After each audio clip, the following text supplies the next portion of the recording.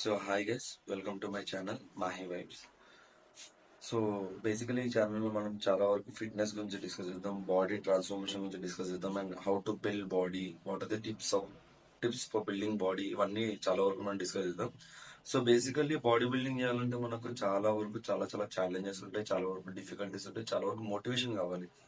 So ఒక్కొక్కరికి ఒక్కొక్క motivation ఉంటుంది. ఇప్పుడు బేసికలీ జిమ్ లో జాయిన్ అవ్వాలి అంటే నేను బేసికలీ మూడు కేటగిరీలో కన్సిడర్ చేస్తాను. ఆ మూడు కేటగిరీ ఏంటంటే ఒకటి మీద బాడీ బిల్డింగ్ పైన ప్యాషన్ ఉండి దాని కాంపిటీషన్ లో తీసుకోదాం అనుకున్నాడు, బాడీ బిల్డింగ్ వస్తాడు.